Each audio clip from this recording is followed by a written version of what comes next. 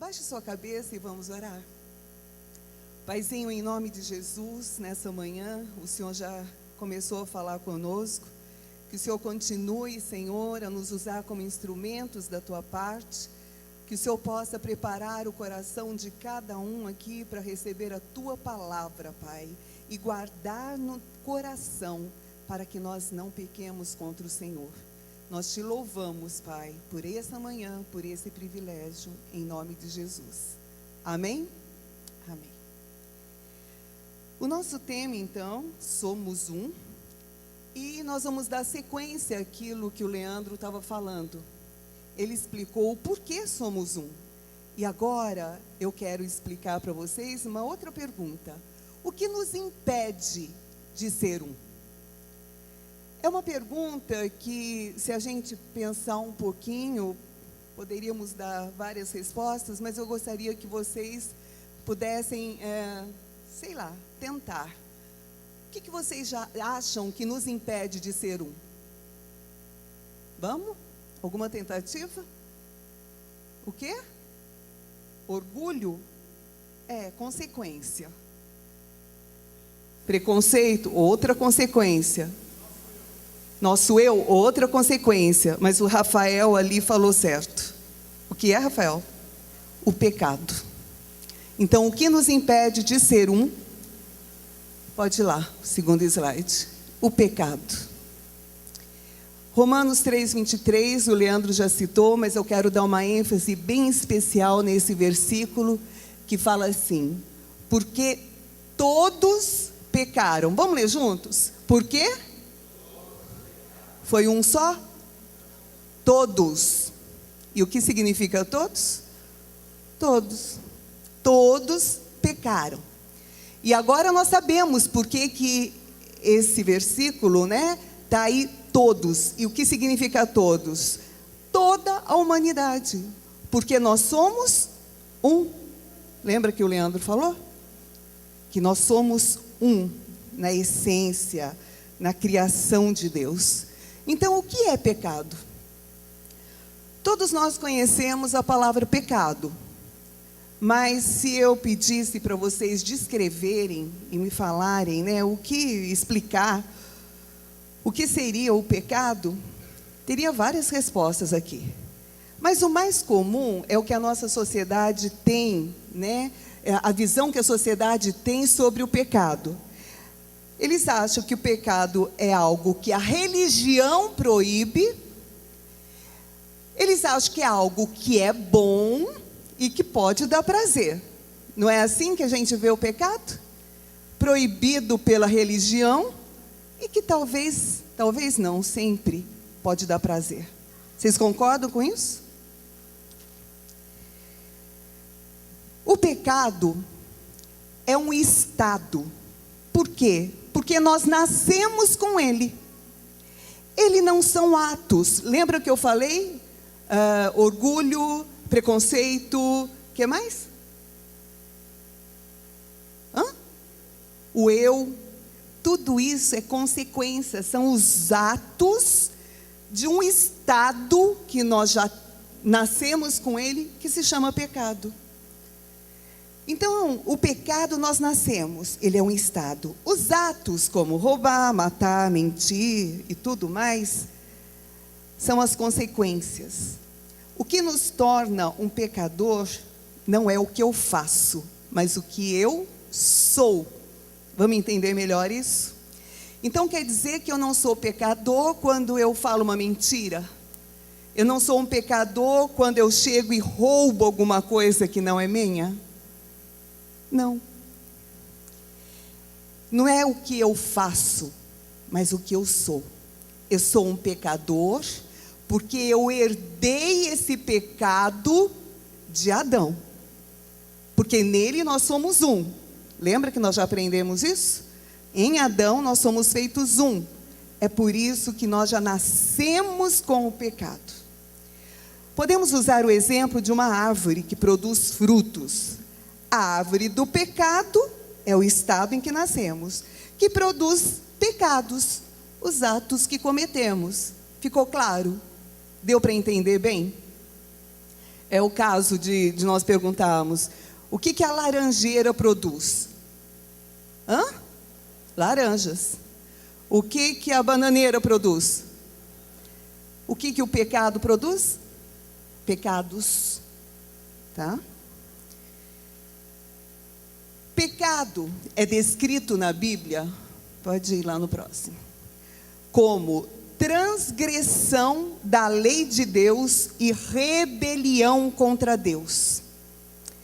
Quando o pecado entra no homem, ele agora não consegue mais cumprir os propósitos de Deus, e ele se rebela contra Deus. E 1 João, capítulo 3, versículo 4, diz assim: mas aqueles que continuam a pecar estão contra Deus, porque todo pecado é feito contra a vontade de Deus. Nós podemos dizer que o pecado é o contrário daquilo que Deus é. O pecado, ele teve a sua origem em Lúcifer. E Lúcifer foi criado por Deus para ser o anjo, e o anjo mais lindo que já existiu. A Bíblia fala que ele era a estrela da manhã, o filho da alva, o mais bonito e poderoso de todos os anjos. Lúcifer era aquele que se destacava quando Deus criou os anjos. Mas tudo isso não foi suficiente para ele. Sabe por quê? A fraqueza de Lúcifer foi a seguinte: ele queria ser como Deus. Para ele não bastava ser o anjo mais poderoso, o mais importante, o mais lindo, não. Ele queria ser como Deus. E aí teve o início do pecado. E a história de Lúcifer está lá em Isaías 14, de 12 a 15, que se você quiser só anotar, depois você vai ler. Agora, Lúcifer foi expulso do céu por causa desse sentimento que ele teve. E junto com ele veio uma terça parte dos anjos. E hoje ele se chama, não mais Lúcifer, que seria anjo de luz, mas ele se chama Satanás, que é o inimigo de Deus. E os anjos que vieram junto com ele são os demônios, que estão aqui, né, com a função que todos têm de matar, roubar e destruir. Nós ignoramos muitas vezes isso por ser espiritual, nós não conseguimos enxergar, mas existe. Agora, chamado de Satanás, ele trouxe pecado à humanidade no Jardim do Éden, onde ele tentou Adão e Eva com o mesmo desejo, ou seja, com a mesma sedução que ele teve. Ele não quis ser igual a Deus, pois ele chega agora em Adão e Eva, e ele lança exatamente a mesma semente que ele teve no coração. Se vocês comerem desse fruto que Deus falou aí, vocês não vão morrer não, vocês vão ser igual a ele. Vocês vão ser conhecedor do bem e do mal. Então, o que estava no coração dele, ele semeou no coração de Adão e Eva, e eles caíram, eles acreditavam. Adão e Eva foram feitos à imagem e semelhança de Deus, como nós já vimos. Gênesis 1, 26 e 27. Deus falou assim: façamos o homem à nossa imagem, conforme a nossa semelhança. E criou Deus o homem à sua imagem. A imagem de Deus o criou, homem e mulher os criou. Como resultado disso, então, todos os seres humanos também são a imagem e semelhança de Deus. Nós já ouvimos isso. No entanto, também somos a imagem e semelhança de Adão. Nós tínhamos ganhado a imagem e semelhança de Deus quando Ele criou o homem. Essa era a herança que nós iríamos herdar se Adão e Eva não tivessem pecado. Porque quando eles pecaram, a herança que nos foi transmitida agora foi o pecado. Porque agora nós somos a imagem e semelhança de Adão. Quando Adão caiu em pecado, resultou em seus descendentes sendo contagiados pelo pecado. Então não adianta você dizer: não, mas não foi eu o culpado, não fui eu quem comi do fruto, não fui eu quem desobedeci. Mas não adianta, você herdou, está no seu DNA. Foi transmitido a você, Não tem como querer ou não. Desde então, o pecado tem sido passado de geração a geração, e nós que somos descendentes de Adão, temos herdado o pecado dele. Romanos 5,12 diz assim: como por um homem entrou o pecado no mundo, e pelo pecado a morte, assim também a morte passou a todos os homens, porque todos pecaram. A morte foi a pior consequência do pecado.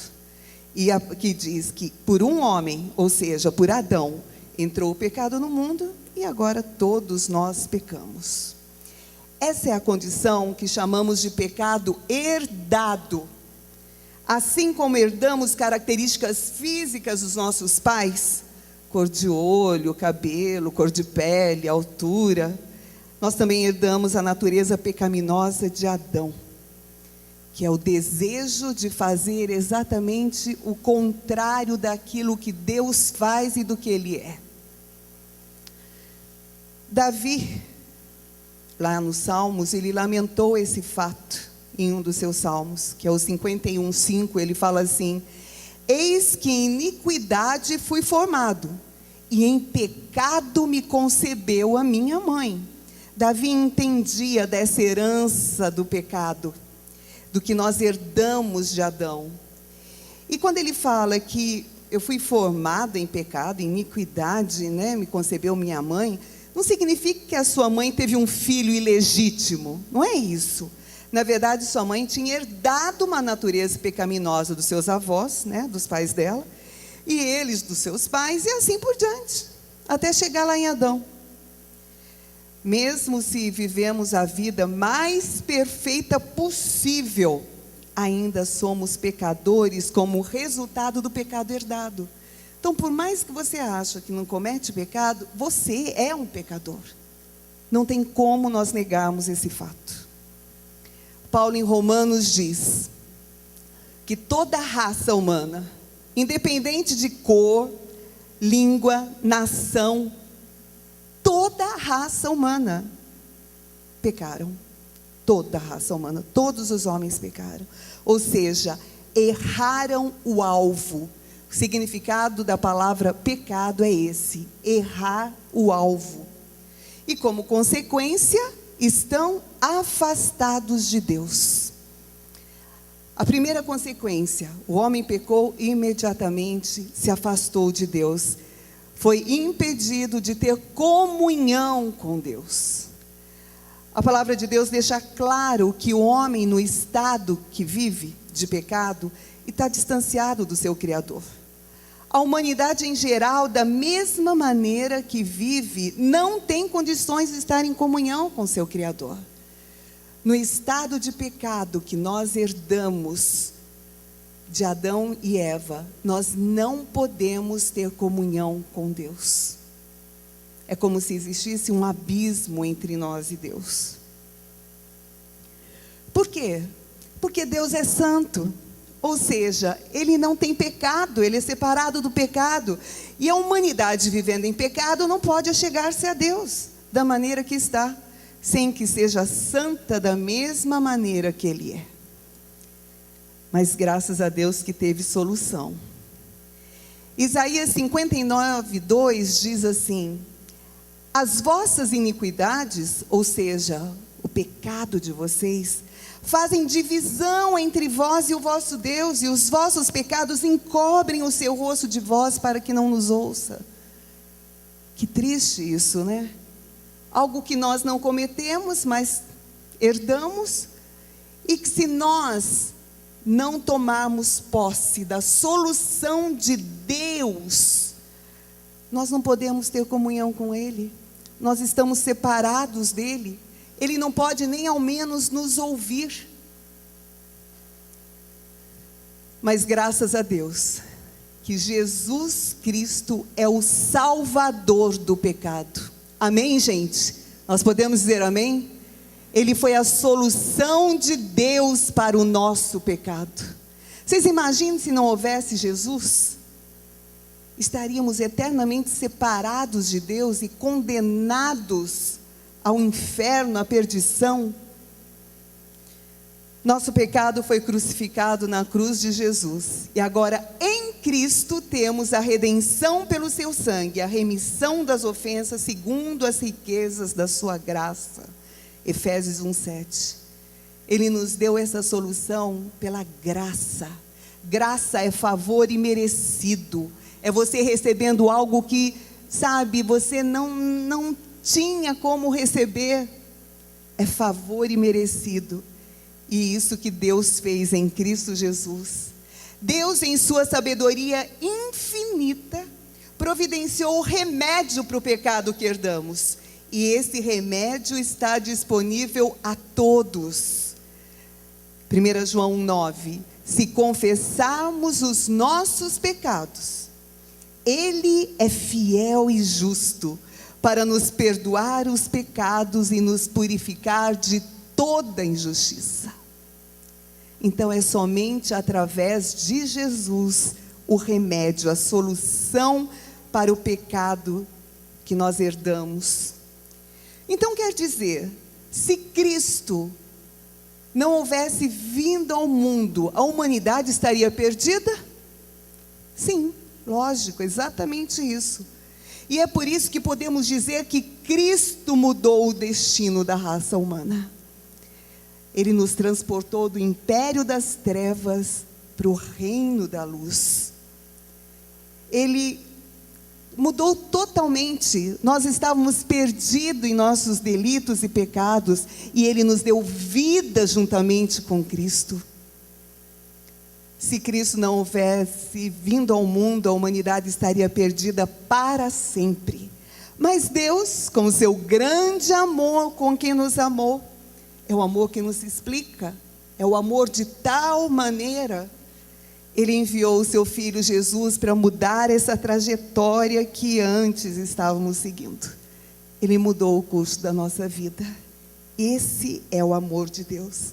É por isso que Paulo diz: e vos vivificou, estando vós mortos em ofensas e pecados. Essa era a nossa situação antes de conhecermos a Cristo, de andar segundo a palavra de Deus, nos seus preceitos, antes de sermos novas criaturas, porque em Cristo Ele faz tudo novo na nossa vida, né? As coisas velhas ficam para trás e tudo se faz novo. Ou seja, estávamos mortos, mas não estávamos mortos fisicamente, porque quando a serpente, né, enganou Eva, a serpente disse assim: não, você pode comer, você não vai morrer. E quando ela comeu, realmente, aliás, eles nem sabiam o que era morrer, né? Mas não foi a morte física que aconteceu. A morte física foi a consequência depois. Mas essa morte aqui foi a morte espiritual. Foi a morte que foi a separação do homem e de Deus, sem condições agora de ter um relacionamento com o Criador. Mas Cristo abriu a porta para que toda a raça humana aceite esse grande sacrifício e tenha vida e vida com abundância. Amém? Atos 4:12 diz, afirma, né? E em nenhum outro há salvação, porque debaixo do céu nenhum outro nome há, dado entre os homens, em que devamos ser salvos. Aleluia. Graças a Deus por Jesus Cristo, pela solução que Ele nos deu do pecado. Se a sua vida, se a minha vida, se a nossa vida está marcada pelo pecado, nós podemos também ser marcados pelo amor de Deus, recebendo gratuitamente a salvação que Jesus Cristo conquistou para nós na cruz do Calvário. A marca que nós tínhamos antes era do pecado. Hoje, depois que nós passamos pelo arrependimento, a confissão do pecado, o abandono do pecado na nossa vida, a nossa marca agora é Jesus. E Ele nos possibilita a ter uma vida sem pecado.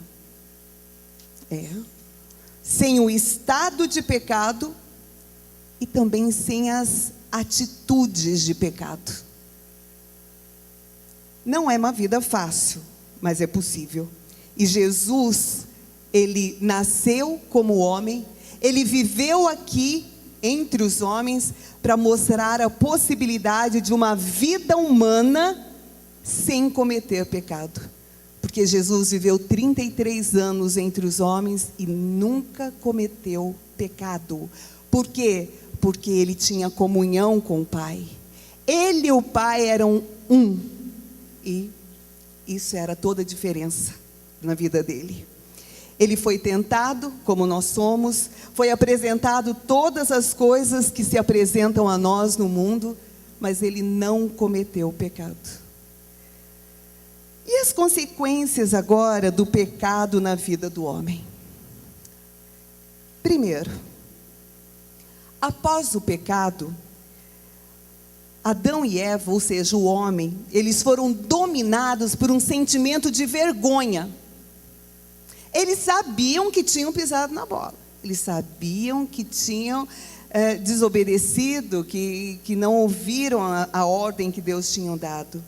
E lá em Gênesis 2:25, né, diz assim, ora, um e outro, o homem e sua mulher, estavam nus e não se envergonharam. Antes, eles tinham consciência da nudez, mas não tinham vergonha. Depois que cometeram um pecado, a primeira coisa que eles viram era que estavam nus. A vergonha da nudez é como se aquela consciência, aquela inocência que eles tinham, né, por não ter o pecado, agora saiu da vida deles. A primeira coisa que eles se enxergam é que estavam nus.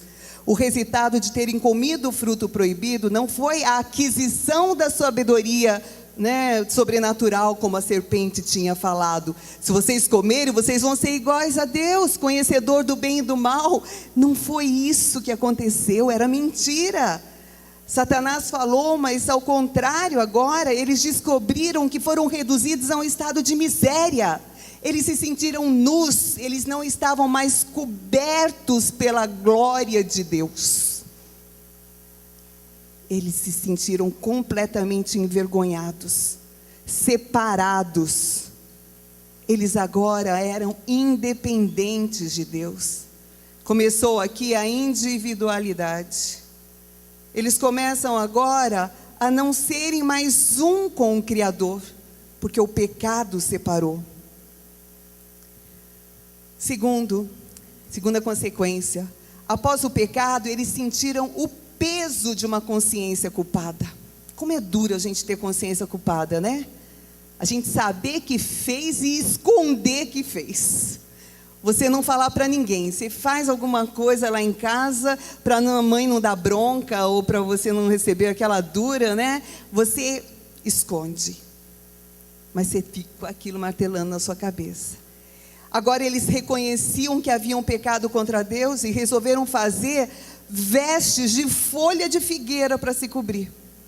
Então eles, pela vergonha e pela consciência culpada agora, né, que eles tinham desobedecido, eles estavam sem a presença e a glória de Deus, foram lá, porque era a única coisa, eles não tinham pano, né?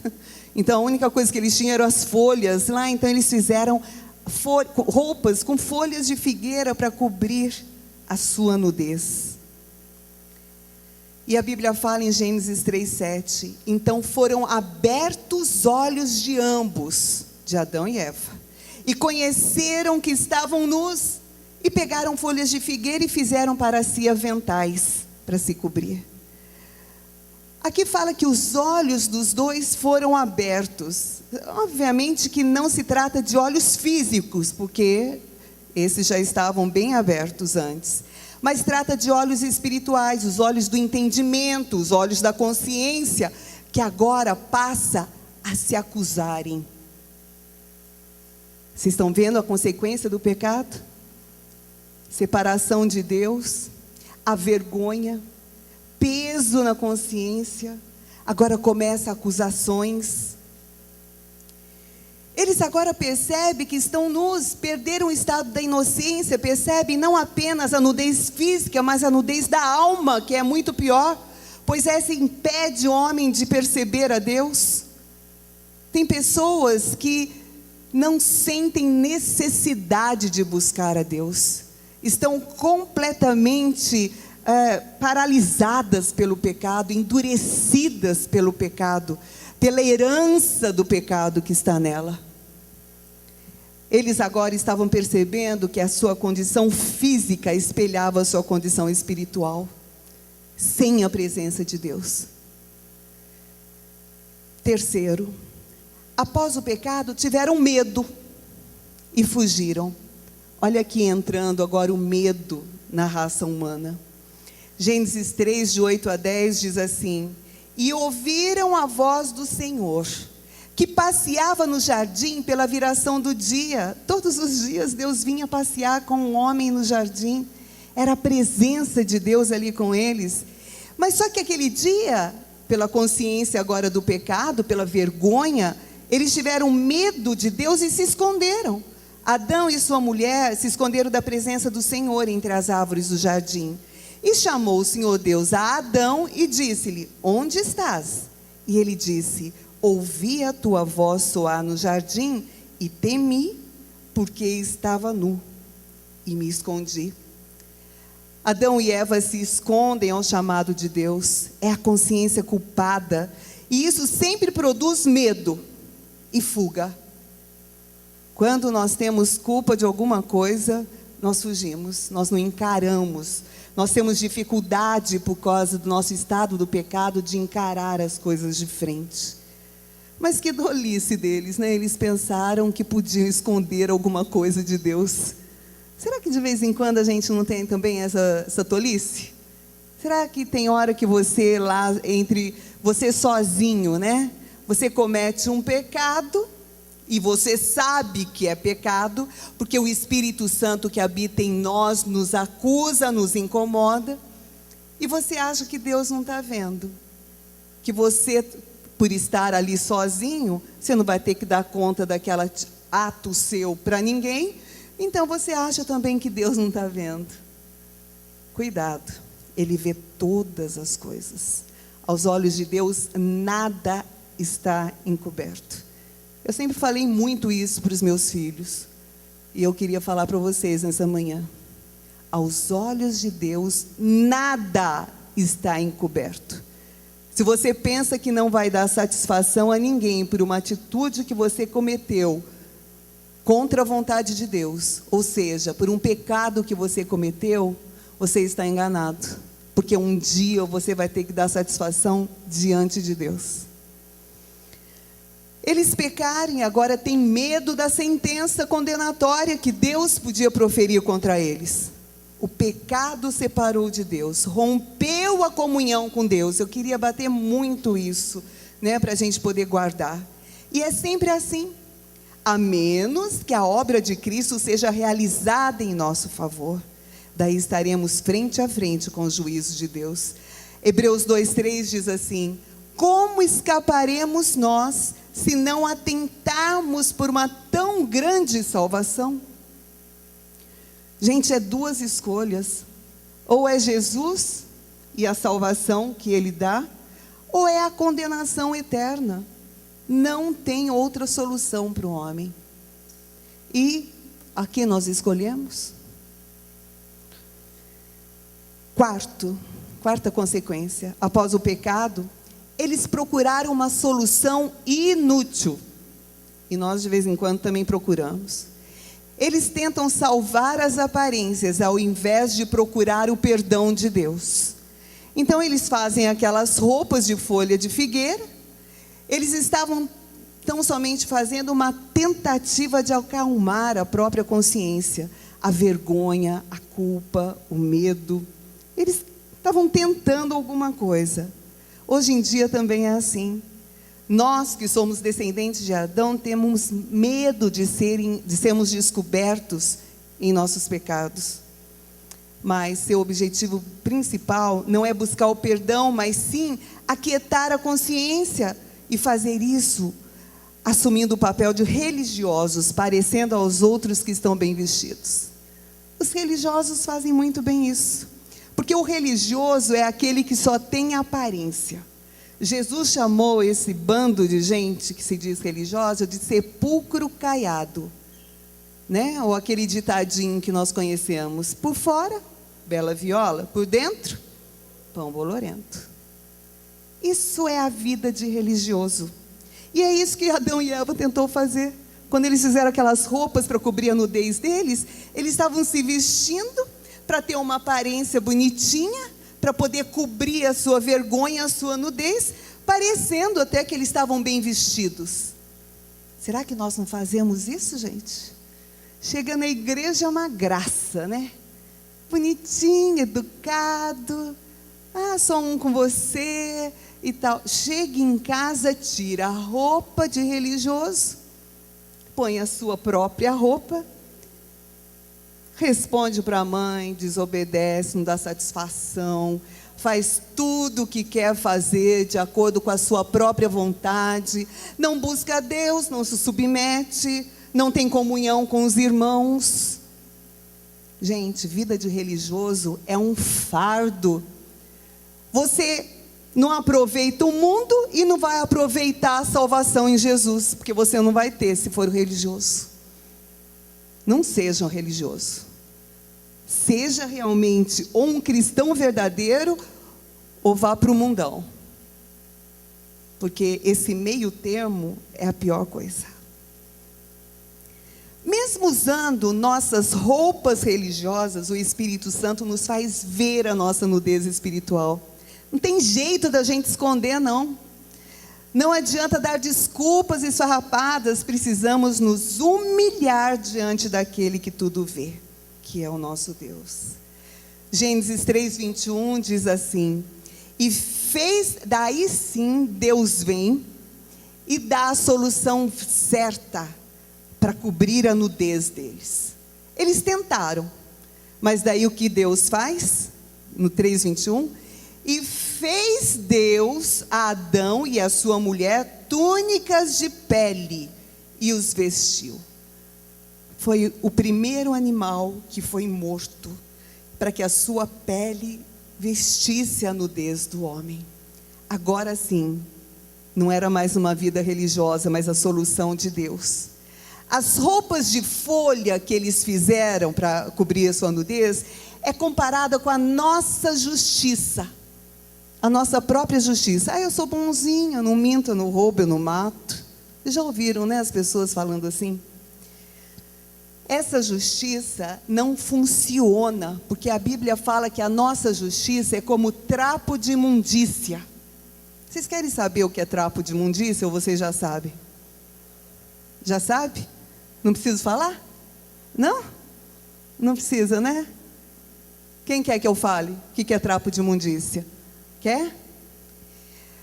Na época das mulheres lá, séculos passados, não existia o absorvente higiênico. E essas mulheres usavam, na época da menstruação, pano para absorver o fluxo da menstruação.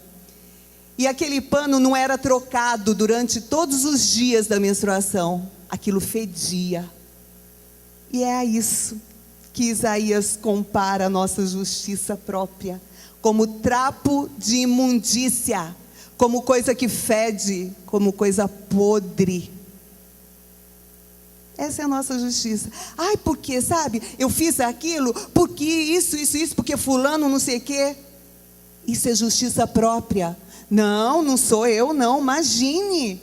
Isso é justiça própria. Para. Isso não justifica nada. Deus teve que pegar um animal, derramar seu sangue, e com sua pele fez roupas para cobrir a nudez do homem, usando isso como exemplo do que Jesus faria na cruz pelos nossos pecados. Deus aqui mostra o primeiro sacrifício de animal. E sabe por quê? Vamos lá, agora nos textos da Bíblia. João 1:29. Eis o Cordeiro de Deus que tira o pecado do mundo. João Batista, quando avistou Jesus, quando foi batizá-lo, disse isso. Jesus foi o Cordeiro de Deus que tirou o pecado do mundo. Ele foi o último sacrifício de sangue para poder cobrir o pecado do homem. Porque depois lá do Éden, quando Deus matou esse animal para cobrir a nudez deles, o povo tinha que todo ano, uma vez por ano, oferecer sacrifício de sangue, matar um animal para purificar os pecados deles. Mas em Jesus, Ele foi o último sacrifício. Ele foi o Cordeiro de Deus que tirou o pecado do mundo. Hebreus 9:22 fala que sem derramamento de sangue não há remissão de pecados. Se não houver o sangue derramado, não tem perdão de pecado. Hebreus 9:26, uma só vez manifestou para aniquilar o pecado pelo sacrifício de si mesmo. Aqui fala do sacrifício na cruz de Jesus. Uma só vez Ele aniquilou o pecado pelo sacrifício de si mesmo. E 2 Coríntios 5:21, aquele que não conheceu o pecado, mas se fez pecado por nós, para que nele fôssemos feitos justiça de Deus. Jesus não conheceu o pecado como nós conhecemos. Jesus não recebeu a herança do pecado como nós recebemos, mas Ele naquela cruz se fez pecado por nós, porque aí estava a nossa solução, o remédio, para que essa herança fosse aniquilada da nossa vida, para que nós pudéssemos ser feitos justiça de Deus e voltar a ter comunhão com Deus. Esse foi o maior de todos os sacrifícios. Outra consequência do pecado. Você está acordado, gente? Está acordado? Quem está acordado dá um tchauzinho assim, ó. Ó, tchauzinho. Isso, acorda aí. Quinta consequência. Após o pecado, há uma fuga da responsabilidade. Adão falou assim, lá em Gênesis 3:10. Ouvi a tua voz soar no jardim e tive medo, porque estava nu e me escondi. Adão aqui tenta encobrir sua culpa e colocou a culpa em Eva, que por sua vez colocou a culpa na serpente. E dizem que a serpente não conseguiu colocar a culpa em ninguém porque ela não tinha dedo para apontar a ninguém. Eles não aceitaram a responsabilidade pelo erro, ao contrário, transferiram a responsabilidade para o outro. Nós não fazemos isso também? Olha a consequência do pecado na nossa vida. Nós sempre temos que achar um culpado. Não, não fui eu, foi ele. E nós somos mestres de fazer isso com os irmãos dentro de casa, né? Quando a mãe pergunta, quem fez isso? Foi fulano. Aí, a herança do pecado em nós. Após o pecado, eles tentaram arranjar uma justificativa. E sabe qual foi a justificativa de Adão? Lá em Gênesis 3:12. A mulher que tu me deste. Olha só essa situação. Adão, ele chega a ser insolente aqui. Ele não disse, a mulher que me deu o fruto e eu comi. Não, ele acusou Deus. Ele não acusou só a mulher, ele acusou a Deus. Ele disse assim, a mulher que tu me deste. Em outras palavras, Adão disse, se tu não tivesse me dado essa mulher, eu não teria caído. Olha a justificativa, né? A consequência do pecado, de acusar, de apontar, de não assumir o erro. Hoje em dia, nós podemos estar fazendo o mesmo. Em nossos esforços de nos justificar, acabamos por culpar até mesmo Deus pelos nossos pecados ou pelos erros que nós cometemos. Provérbios 19:3 explica isso. Diz que o pecado do homem perverterá o seu caminho e o seu coração vai se irar contra Deus. Sabe quando você acha que Deus foi injusto com você? Poxa Deus, será que só eu que tenho que sofrer nesse mundo? Só para mim que o Senhor dá tanta situação, tanto problema, tanto isso, tanto aquilo, coitadinho de mim. Às vezes nós achamos que Deus errou conosco. Cuidado, é um sentimento também que vem do pecado. Sétima consequência: após o pecado houve condenação. Gênesis 3, de 14 a 19. No versículo 14 diz assim que Deus diz à serpente, agora vem a condenação. Por causa do pecado, cada um recebeu uma sentença. A serpente, a sentença dela é que ela iria se rastejar todos os dias da sua vida. E ela seria o animal mais asqueroso entre os animais. Como a serpente era antes do pecado, eu não sei, eu já tentei até pensar. Será que ela tinha asa? Será que ela tinha pata? Bem estranha aquela cobra comprida, cheia de pata, né? Tipo uma centopeia. Porque a sentença dela foi se rastejar. Para a mulher, qual foi a condenação? Você agora vai ter dores de parto. A mulher antes não tinha dores, porque o Deus ordenou que eles povoassem a terra. Então devia ser uma coisa muito natural, mas agora ela passa a ser dores de parto. E a sujeição da sua vontade passou a ser ao homem, e o homem passou a ter domínio sobre ela.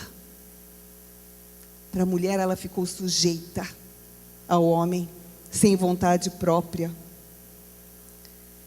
Para o homem, no versículo 17, o sustento será obtido com fadiga.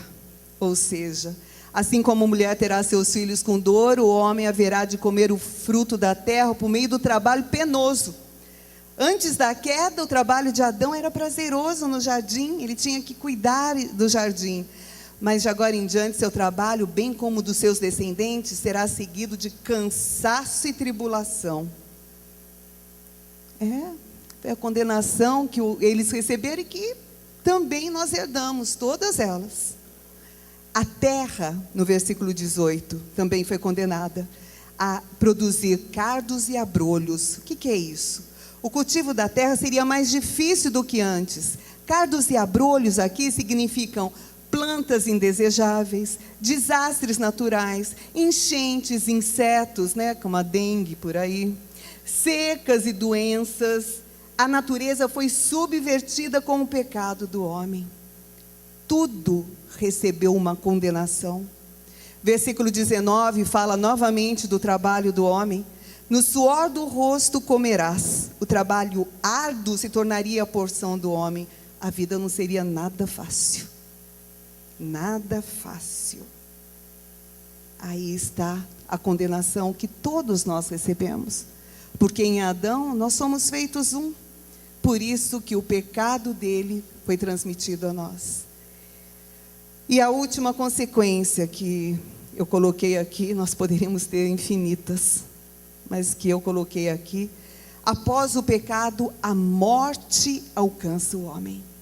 E essa é a pior de todas as consequências, porque morte significa separação, é a perda da comunhão. E ela ocorre na Bíblia em 3 sentidos diferentes, embora o conceito da palavra separação esteja comum aos 3. Primeiro, a morte física. Eclesiastes 12:7 diz: e o pó volte à terra, como era, e o espírito volte a Deus que o deu. Então, a morte do corpo. A morte espiritual, Romanos 6:23. Porque o salário do pecado é o quê? A morte. O salário do pecado é a morte espiritual, a separação de Deus.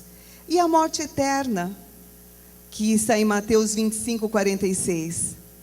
E irão os ímpios para o tormento eterno, mas os justos para a vida eterna. Aqui está corpo, alma e espírito.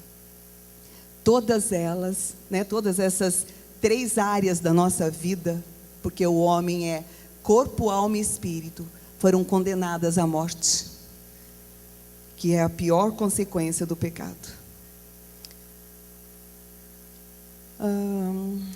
E tem a última aqui, gente. Eu falei que aquela era a última, não é não, tem mais uma.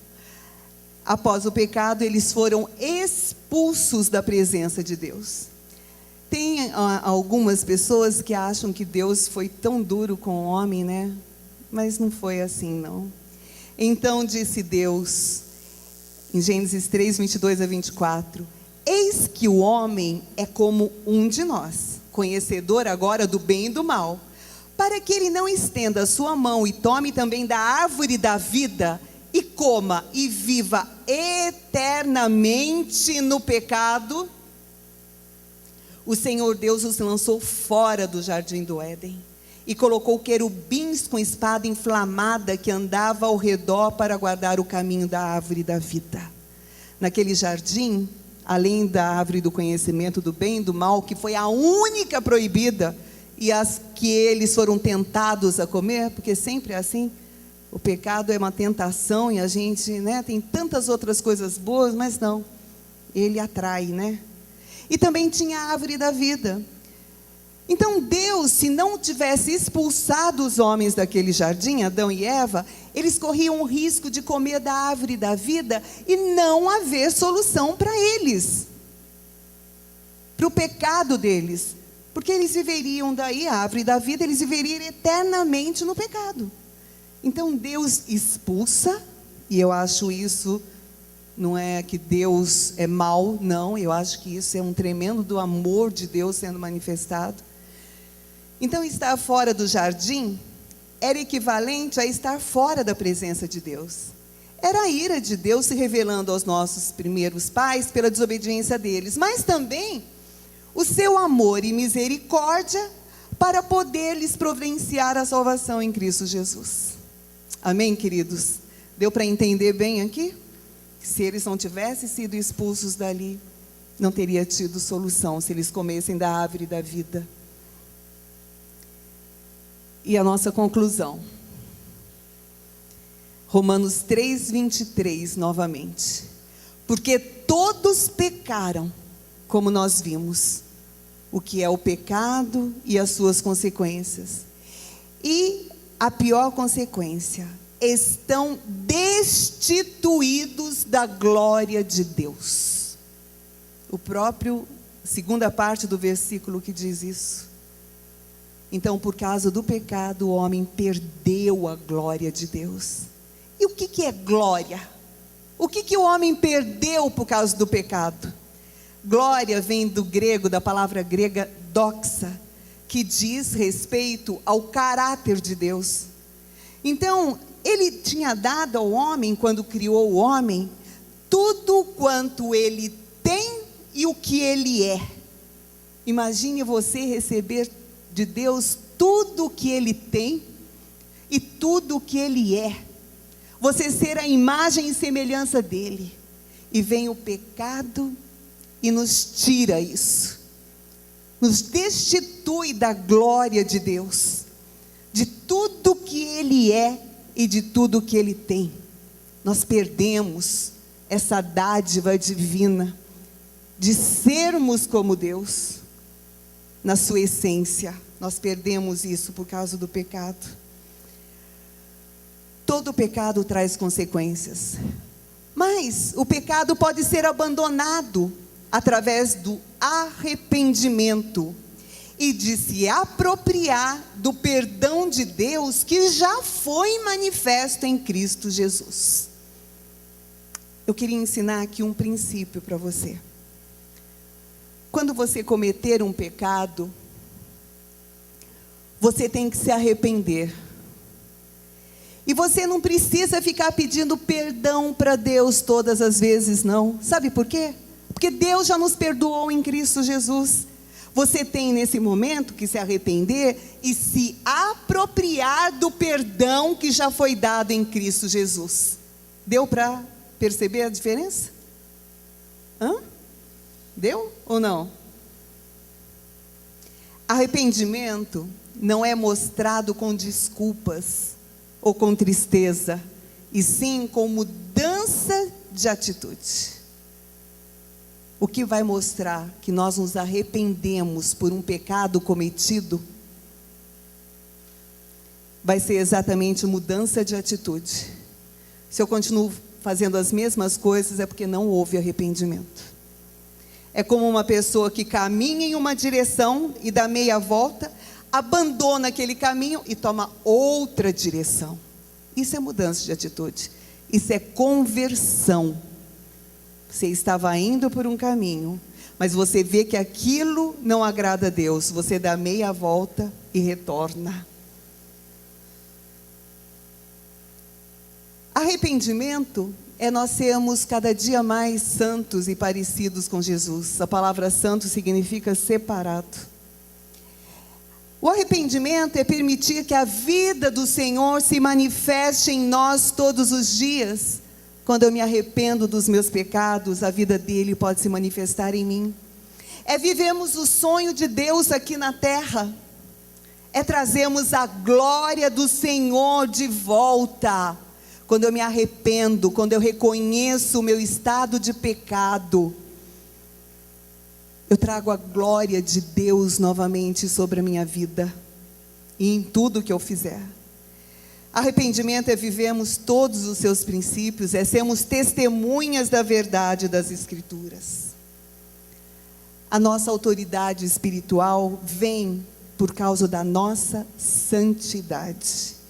Ninguém aqui pode falar uma coisa e viver outra. Vai ter credibilidade? Não. Eu falo uma coisa, vivo outra, como que a pessoa vai acreditar em mim? Então, se eu falo de Jesus, as minhas atitudes têm que ser acompanhadas de santidade. Porque senão ninguém vai acreditar que eu tenho Jesus em mim. A vontade do Senhor é que cada um possa viver uma vida santa e pura. O pecado é um peso. A pessoa perde a alegria, perde a saúde. A pessoa perde o prazer. Quando alguém peca, passa a viver uma situação de carnalidade. E por conta disso, perde até o próprio sentido de existir. Gente, o pecado é coisa séria. Nós não temos que ficar pertinho dele, não. Fique longe. Não se acha forte para poder enfrentar o pecado. Não. Vamos viver uma vida de santidade, estar cada vez mais perto de Deus, porque daí nós não correremos risco nenhum. Amém, queridos? Que nessa manhã o Senhor possa nos dar entendimento de que todos nós pecamos, fomos destituídos da glória de Deus, mas, e esse mas é que faz toda a diferença. Mas em Cristo Jesus, nós ganhamos o perdão dos nossos pecados. Nós ganhamos agora a possibilidade de ter comunhão novamente com o nosso Deus que o pecado havia separado.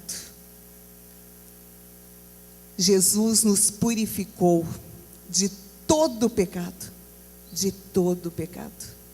Amém? E antes de nós orarmos, eu gostaria de compartilhar com vocês uma dinâmica aqui, uma experiência aqui pequena, para haver um pouquinho mais de entendimento.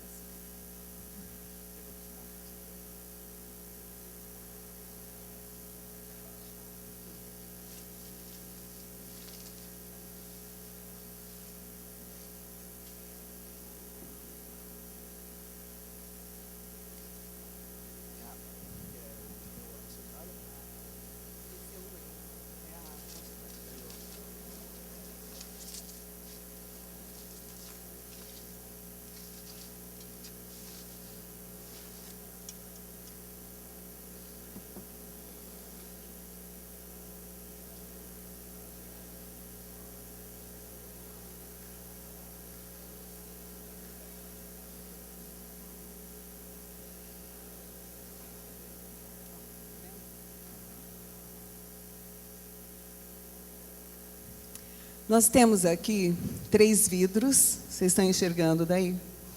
3 vidros. Esse primeiro aqui representa o meu eu, nós.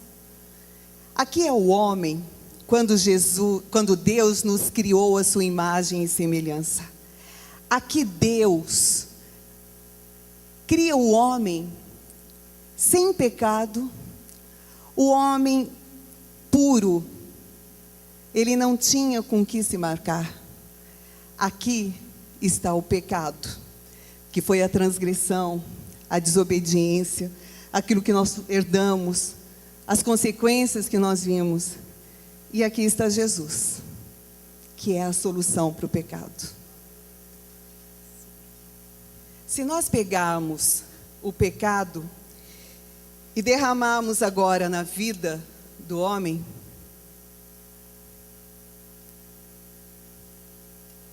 ele vai manchar. Nós ficamos marcados com o pecado. Mas como eu disse, nós temos agora a solução em Jesus. Quando nós recebemos o perdão pelos nossos pecados, como nós entendemos que naquela cruz onde Jesus foi crucificado, Ele nos atraiu e Ele crucificou nele todo o nosso pecado, nós recebemos novamente a possibilidade de termos uma vida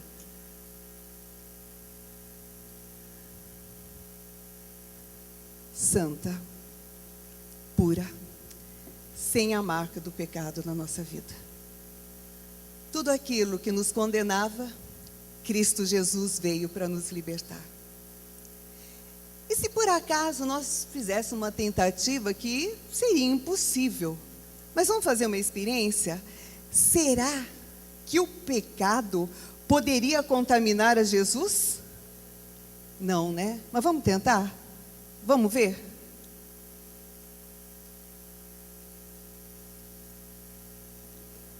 Por mais que eu derrame o pecado na vida de Jesus, é impossível. Ele não cometeu pecado, Ele se fez pecado por nós, para que nós fôssemos novamente purificados. Amém, queridos? Amém? E se nós derramássemos agora Jesus no pecado, o que aconteceria?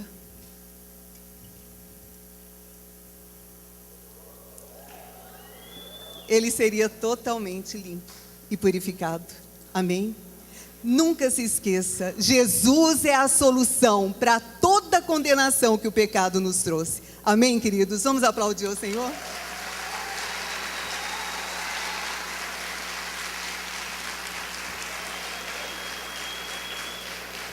Eu gostaria de convidar o André aqui com o pessoal da música, para nós estarmos cantando um cântico. E eu gostaria nessa hora, é um momento muito importante para nós. É o momento de nós refletirmos em tudo quanto nós ouvirmos. É o momento de nós olharmos para nós mesmos, de não nos preocuparmos agora com nada, com ninguém que está ao nosso lado, mas de nós olharmos para nós mesmos. O pecado é para ser abandonado. E é só através do arrependimento. É através de nós confessarmos o pecado, é que nós seremos purificados dele. Então eu gostaria que todos ficassem em pé. E enquanto nós vamos cantar esse cântico, eu gostaria que você começasse agora a ver dentro de si mesmo qual atitude você tem cometido que tem desagradado a Deus. Eu estou falando agora, não estou falando somente do estado de pecado, do pecado herdado. Eu estou falando das atitudes de pecado, das consequências que ele deixou na nossa vida.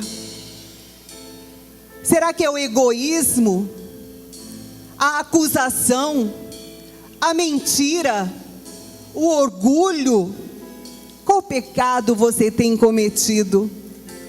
De qual pecado você quer ficar livre nessa manhã? O Senhor vai fazer isso em nosso meio.